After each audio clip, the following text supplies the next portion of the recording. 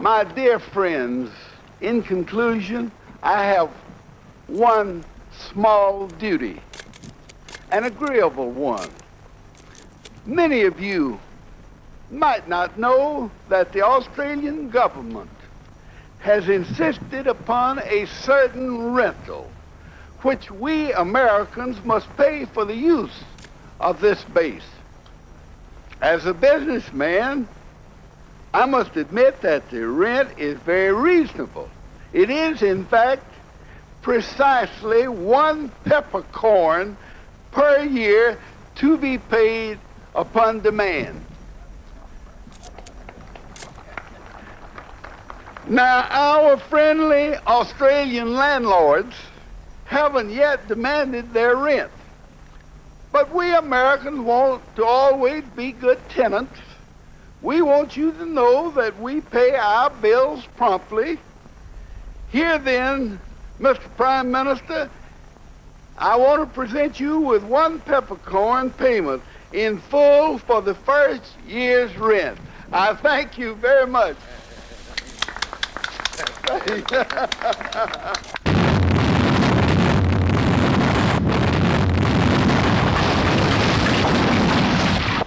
Now, so far as the necessity for our presence, I think that the presence of the United States, economically, politically, even sociologically, as well as militarily, is a good thing in Asia. It stabilizes things. It enables the countries to go on about their business without the threat of external domination.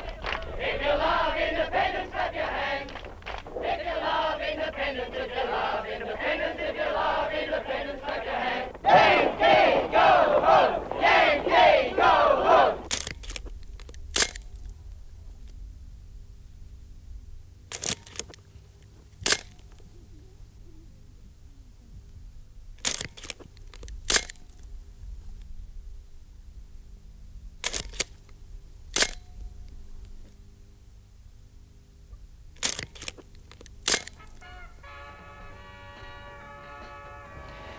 There are a few people who think that nuclear war's unthinkable, largely because it's been thought that nuclear war has inevitably meant the destruction of both sides in any such war. It's now become possible, under the new missile technology, for an aggressor nation striking first to strike out the opponent's missiles before they've left their silos, thus making themselves effectively immune from real nuclear retaliation. The old arms race is still just as real as ever. And this is supposedly the era of arms limitation and of détente.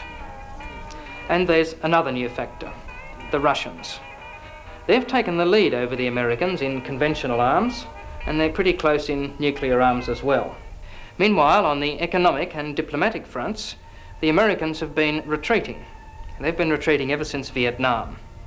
The Russians, on the other hand, have been very active in flexing their muscles, particularly in Africa, where by their military intervention they've taken effective control over both Angola and Ethiopia. So the position is no longer as stable as it was. Things have been changing. Let's take a look then at the military situation in conventional terms anyway. Let's look at Europe. If we look at the Warsaw Pact countries and compare them to the NATO countries. And we can see that in pretty well every military area, whether it be soldiers, tanks, guns or aircraft, the Warsaw Pact powers have a substantial advantage over the NATO powers. Then if we look just at the position of the Soviet Union in the period of so-called détente and arms limitation, and we can see that their troops have grown by 1 million in the last 10 years. We see a similar situation in the United States since 1972. We see that in a period of supposed arms limitation, their defence expenditure has in fact grown substantially. The same is true for Soviet defence expenditure. In fact, the Soviets are still spending more on defence than the United States. This is, I think, illustrated even more dramatically when we look at the actual production of conventional arms in the Soviet Union compared to the United States. and they're producing at the moment very many more arms than the United States. They look like making their lead even greater. So it looks like the Russians would have an advantage in a conventional war. It looks like the Americans could be tempted to escalate such a conventional war that they were losing into a nuclear one, where they'd have a better chance of victory. Well, the answer to that question, I think, is quite a simple one, but it's not communism versus capitalism, as the two superpowers would have us believe. To find the answer to that question, I don't think you've really got to look outside our own country. Even a cursory look at the Australian economy will show the marked degree of penetration by foreign capital. These tall buildings are like the tip of an iceberg of foreign capital. Multinationals come from many countries, but in Australia they're mostly American. It's the same throughout most of the Western world. America gained preeminence through her victory in the last war, but now there's a challenge from the Soviet Union. They'd like to milk us for as much profit as the Yanks have. And there's big profits. Just look at the Rockefeller companies like Esso and Caltex. The Russians are already active in Australia, in banking, in land development, shipping, and more recently, in the fishing industry. Whether the money's Russian or American, the effect for Australians is much the same: foreign domination. Foreign domination of Australia goes beyond Rockefeller, it goes beyond the Rockefeller Empire, it goes beyond General Motors, and it goes beyond Ford here at Broadmeadows. Ford, where in 1973 the workers were driven by the bad conditions to open rebellion.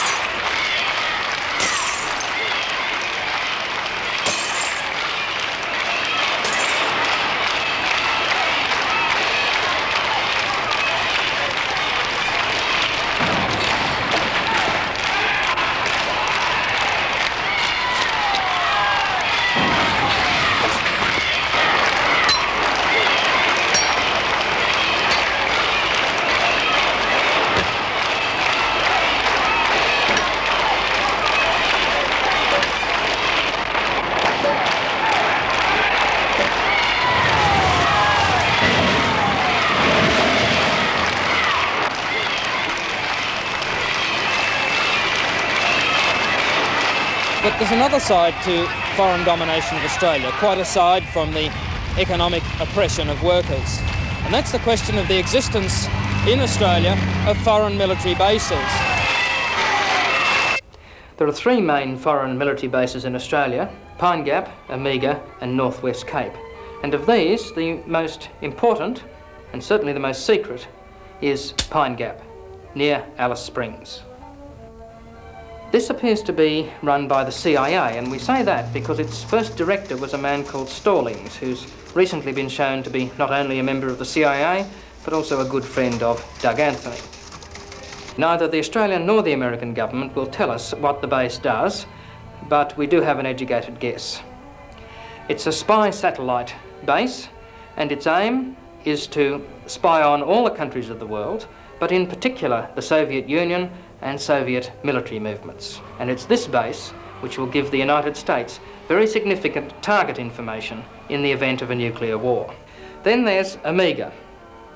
Omega is essentially a submarine navigation base, which doesn't sound very important and doesn't at first sight have much to do with nuclear war.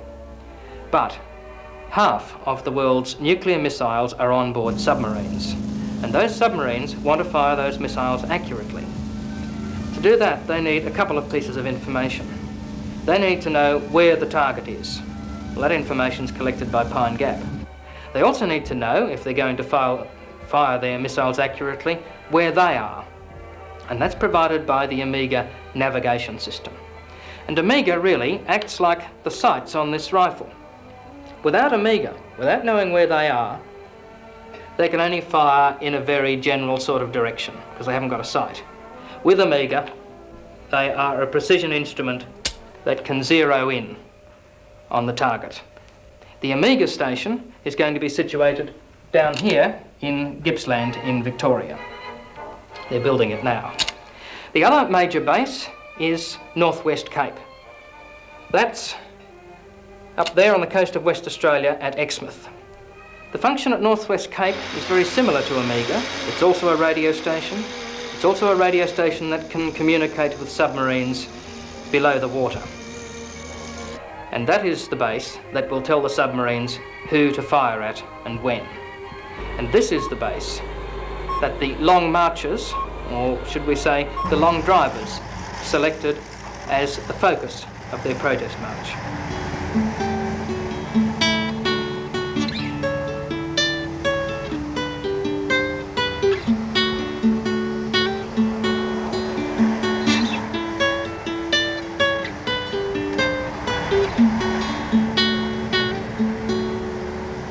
The Long March was more than a 7,000-mile bus trip to focus attention on a US military base.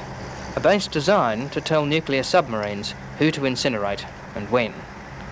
It was also an information caravan, almost a travelling circus, which used photo displays, leaflets and street theatre to bring both city and country people alike face to face with foreign domination of their land, and to mobilise opposition to all aspects of that domination, including the areas of art, literature and the environment.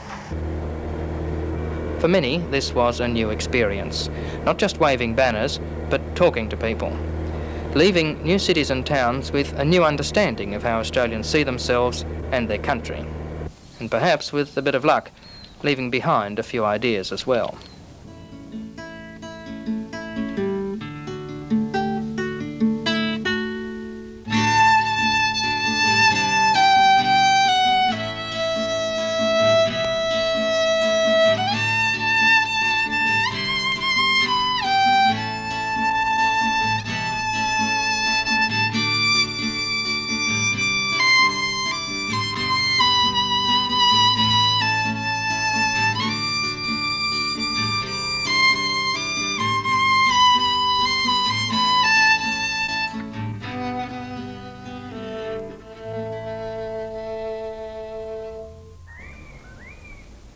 The 200 demonstrators ranged in age from 4 to 70 and included Australians born in England, Italy, Greece and Ireland, as well as a contingent of black Australians.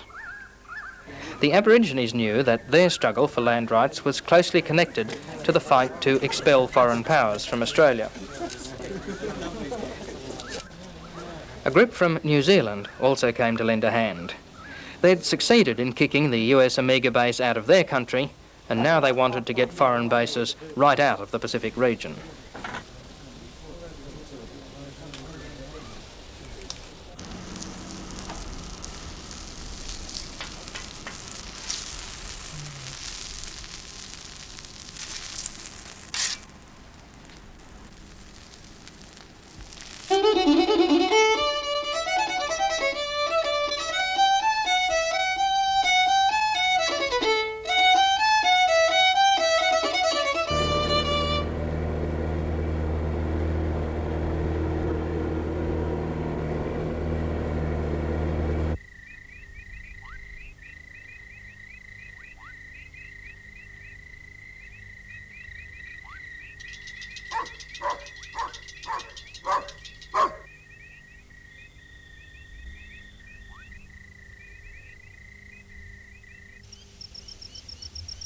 Every night saw a new campsite and an opportunity to kick around new ideas for the street theatre.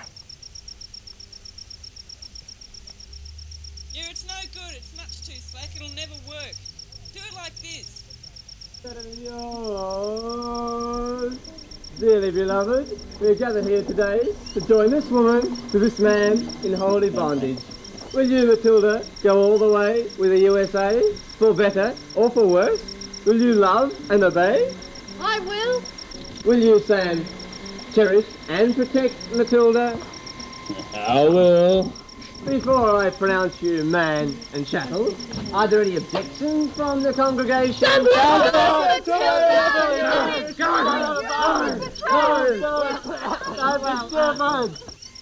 Since there are no valid objections, I now pronounce you man and chattel.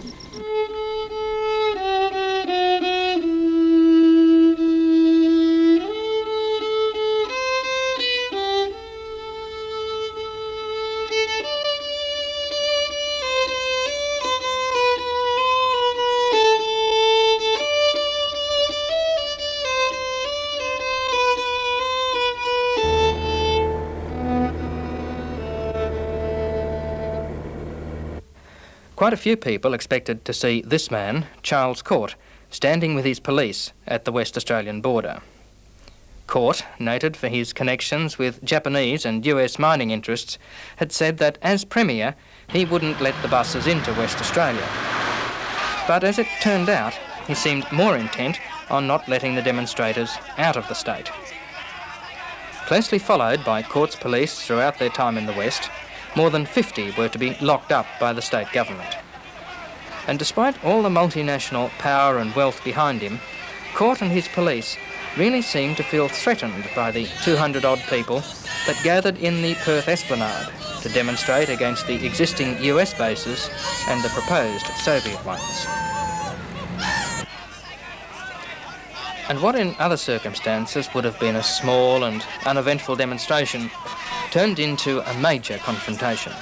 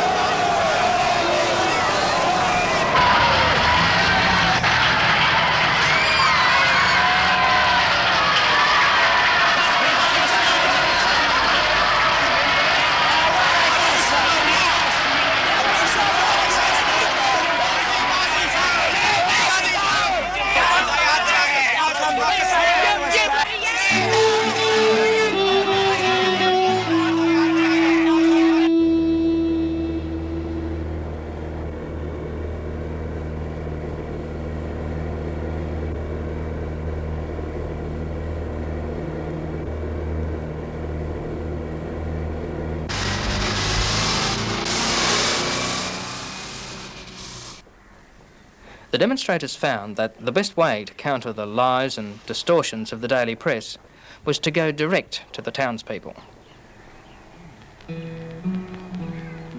Course it's just a police tie made to help our shipping market. Charlie says I'm not to blame if it's a sitting target. Yankee Doodle, Uncle Sam, domination is his plan. Watergate has tipped the can, Yankee Doodle dandy. Omega's specially designed for use beneath the ocean. But a freighter sailing upside down sure is a crazy notion. Yankee missile submarines use it to fire their warheads. Why should we help Uncle Sam to cause 1,000,000 more dead? Yankee Doodle, Uncle Sam, domination is his plan. Nixon's in an awful jam, Yankee Doodle dandy. Dum da da dum da da dum dum da, dum da da dum da da dum dum da. We don't want Omega here or any other bases. Take Northwest Cape and Pine Gap too and send them all to blazes. Yankee Doodle, Uncle Sam, his damnation is our plan. Ozzy soon will make him scram, Yankee Doodle dandy.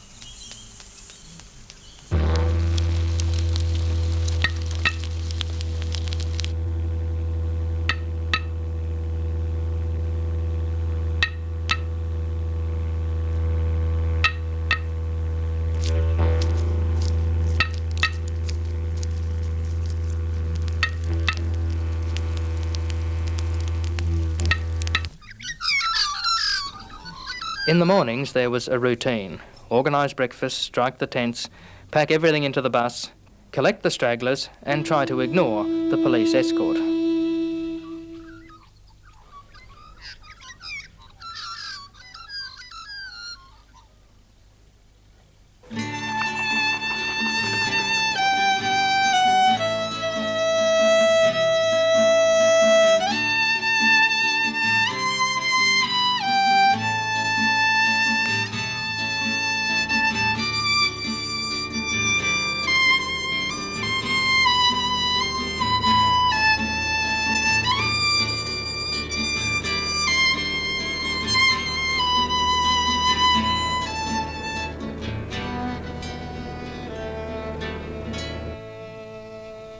It's named after an Australian Prime Minister, but the Harold E. Holt Naval Communications Station is actually a little piece of America.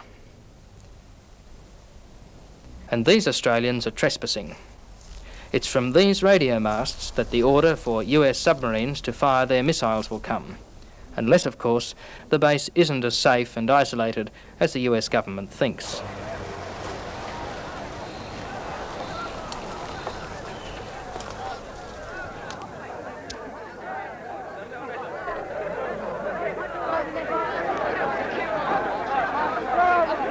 When Todd's government heard we were coming, they nodded their knickers, because the Long March has exposed who runs this country. The Yanks do. Court must have half the scabby coppers in this country up here, and Whitlam sent a plane load too. This base is the proof of US imperialism, state control over Australia, and it's the proof of superpower contention between Russia and America that will lead to war. We don't want any part of it. We want independence. And the only way to get that is to fight for it. Fight like the Eureka Stockade. Fight like Ned Kelly. Fight like the Ford workers. Independence for Australia. There were many meetings during the 3 days at the Cape, meetings to work out tactics and symbolic acts. One focused on the peppercorn, originally paid as rent for the base, that the demonstrators claimed to have liberated from a Defence Department filing cabinet in Canberra. They planned to return the peppercorn and march on the base to claim it back in the name of the Australian people.